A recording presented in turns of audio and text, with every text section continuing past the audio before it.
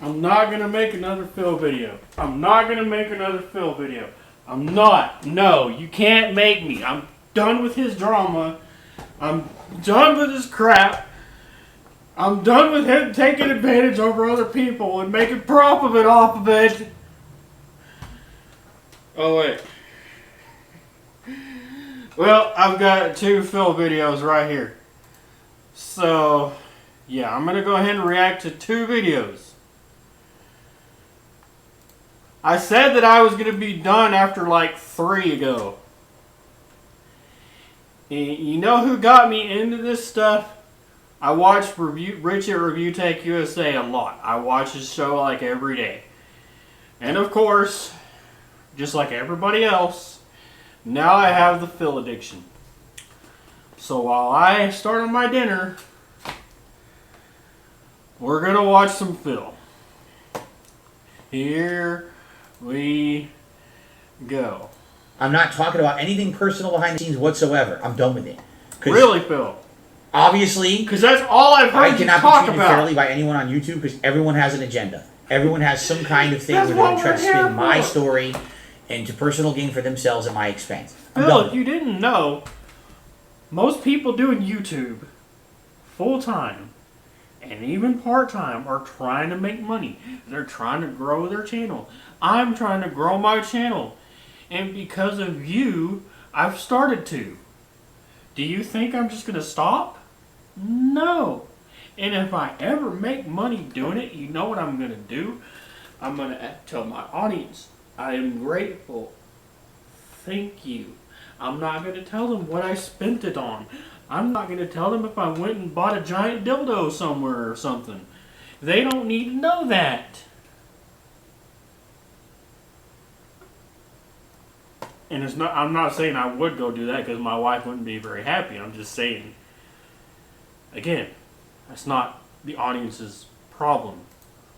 So, no, you come to DSP Gaming, you come to DSP Reacts, you're going to see fun content on those channels appropriate. Here you're going to see gameplay and podcasting. Over on DSP Reacts, you're going to see fun reviews. You're going to see me reacting to clips. You're going to see me doing long-form reacts to documentaries.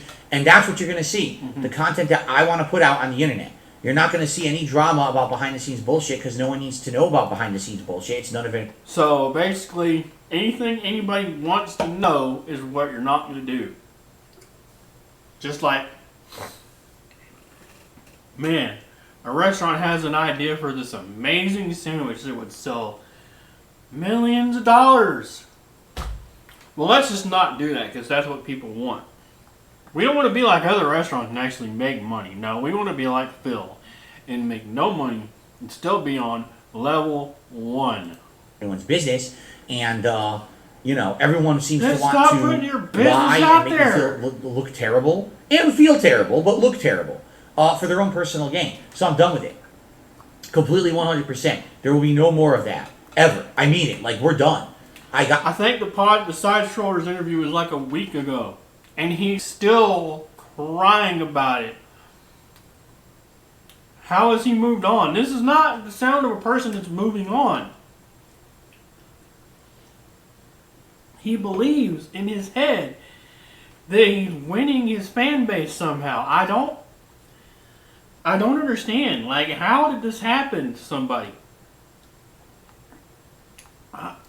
Got to the point where now I feel like, I know this sounds really stupid, Bill, but I just feel like I can't trust anyone. Even people you would think would be 100% trustworthy. I agree with I feel you like right I can't now. trust anyone. Like, no matter what, someone will do something to get benefit out of me being involved with it that they get over and I get screwed. So I'm done. It's just a end-all, be-all, definitively no across the board. No one should take it personal because it's not personal. It's just I'm not going to fucking waste time on it, and I'm not going to, you know, put myself into any kind of risk or any kind of stress over it. I'm done. You know? People had the opportunity to treat me nicely. They did treat you nicely. Even when we have the footage of you on Side Scrollers podcast telling them, man, thank you guys for giving me a fair shake. Oh, man. You are so incredible. You put out incredible content. And I hope people support you, blah, blah, blah. And when they did support them, then you got upset. How in the hell does that make any sense at all? Right? And not be scumbags. And they took advantage of that. They sadly ruined it. Anyone else? Sorry. Anyone else was interested? Maybe I would have liked to do something with DSP in the future. Sorry, it got ruined by assholes. You know? Now you know who to blame. Rich was nothing but nice to you. And you started to act nice to him because of what was going on with his daughter. But as soon as you think that everybody's turned on you, oh, block everybody, I'm never talking to anybody ever again. That is the most childish thing I've ever seen a man in his 40s do. If Rich was trying to reach out to me, or if Keemstar was trying to reach out to me, I would shake their hand and say, yes, sir, how are you doing? We'd have a civil conversation. You cannot have a civil conversation because you take everything as an attack. And I have kept my mouth shut for long enough. You know, people just don't want to treat me like everyone else gets a fair shake, you know. That's what really gets me. Because, for example, this is just going to be very brief, I promise you. Okay, it'll be very brief. Now, I'm on the interview, and this is what's resonated with me, how it's completely hypocritical and unfair, because everyone treats me one way, but everyone else gets treated. Even if I was interviewing you, and I'm a nobody, I am nobody on YouTube. The only place I have a following is on TikTok, and it's not even a big following. It's just nice for me. I would still ask you the same damn questions that Side Scrollers ask you, that Rich is going to ask you, that anybody in this community, if Tipster was interviewing you, he'd probably be saying the same thing. It's the same thing It's a Gundam says. Where is all your money going? You cry because you can't pay groceries tomorrow, and then the next day, you're spending it on a mobile game. If you wouldn't put your business out there, none of that would matter. You're the guy that masturbated on May 1st, and we all made fun of it because you took it the wrong way.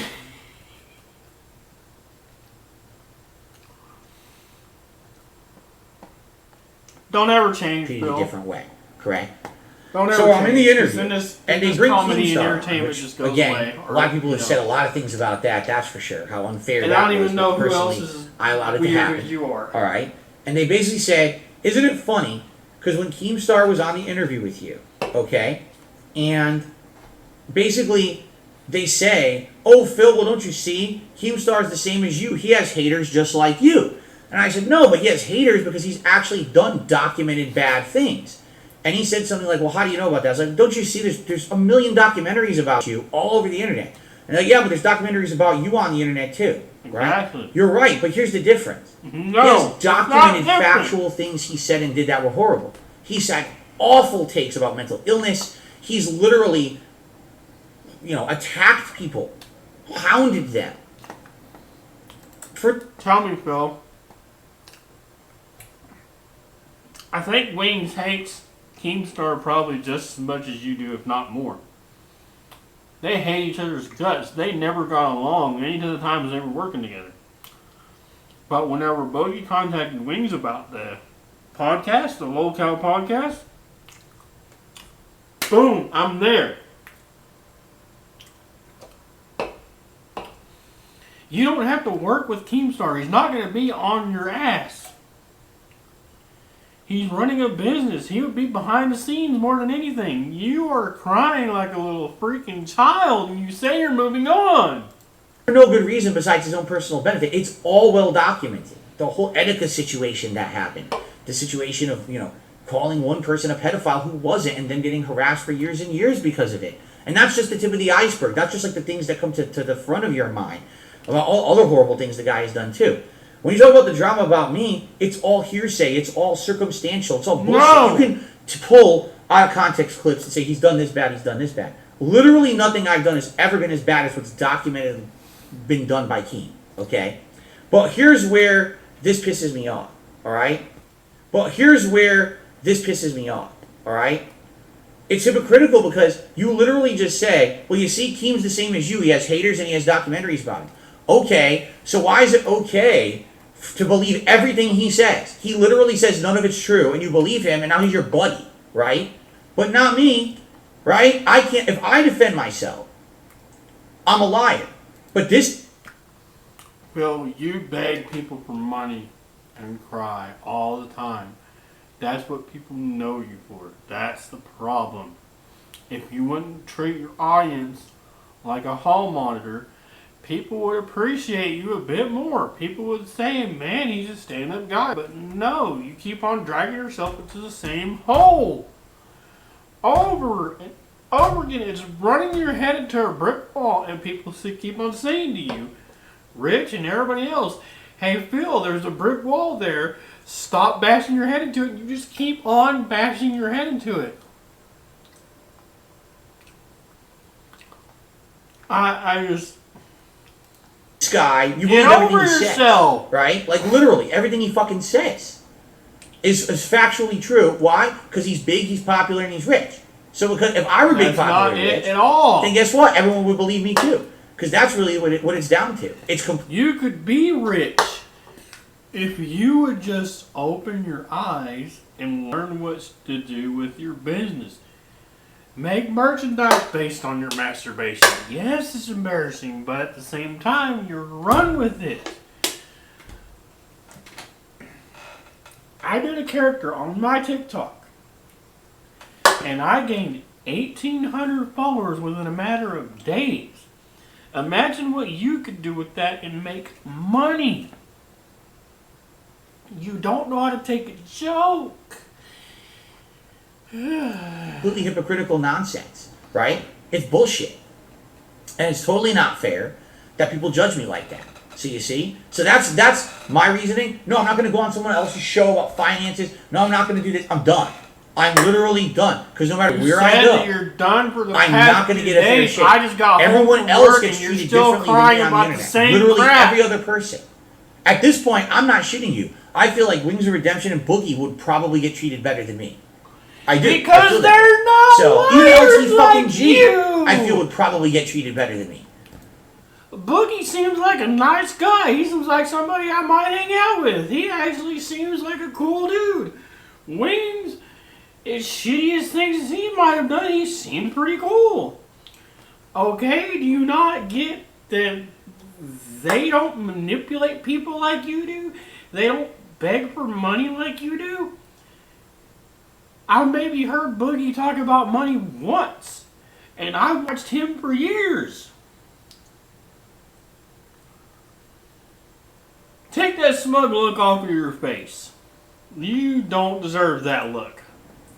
And you can look at the stuff that they've done that's documented versus the stuff that I've done that's all I'm accused of. But it's not documented anything, whatever. I'm done with it. So, that's that. Done with all the bullshit. Not going to anyone's show. We're just sticking to my own shit. Fair enough? I hope so, because I don't care. If you don't believe, I don't care. I don't care what you think. I'm done. I'm here to make content for my audience and have fun with you guys and not make drama anymore. I'm not going to be treated unfairly by everyone on the internet just because I'm not Mr. Popular and I'm not Mr. Moneybags to line your pockets with money so you'll like me. Sorry, I can't, not about that. I can't do that. So I guess I'll just make content for my audience. And so you don't want to take your wife out on a honeymoon or any of the things that you cry about? Oh. Here's number 2. This is going to be a bit of a long video. All day long we're doing the react to the next Wings of Redemption documentary. If you're not aware, I reacted last year to the original Wings of Redemption documentary, which was his Down the Rabbit Hole video from Frederick Knudsen. Okay. You don't want Keemstar making a documentary on you.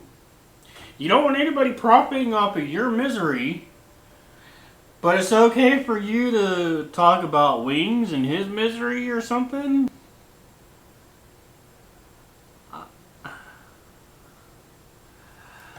Okay. Okay, and that was really my first major react event, and quite frankly, it went really well. And what I mean by that is people for the first time kind of saw that with my reacts are a little different because I have a unique frame of reference, a unique perspective to bring, into situations like that. Instead of just watching the Wings of Redemption doc and crapping on the guy the entire time, which is what most people do, they just make fun of him. I approached it from a very analytical perspective. Having been through a lot of embarrassing moments and horrible times on YouTube. You know what my perspective is, Phil? I'm just trying to make people laugh. That's all I'm trying to do. I don't care if they give me money or not. If they do, wonderful. If they don't, wonderful. Even if you just like and comment on my videos, God bless. If you would be like that, people would not hate you. Myself as a content creator, I was able to kind of understand and empathize with a lot of the stuff that the guy had gone through over the years. Yeah, he made mistakes, but that doesn't make him the worst heinous villain on the internet either. A lot of people have manipulated the guy over the years to do horrible things and or to make him look worse. And that's kind of messed up, right? So a lot of people really, really liked that react. And so I'm excited that this Sunday, basically this is the sequel to my most popular react event ever. It is. This is me reacting to the continual fall of Wings of Redemption, the sequel documentary. See, and that would be fine if you didn't sit there and cry about Keemstar and everybody else making profit over somebody else's misery, which is basically the exact same thing you're doing.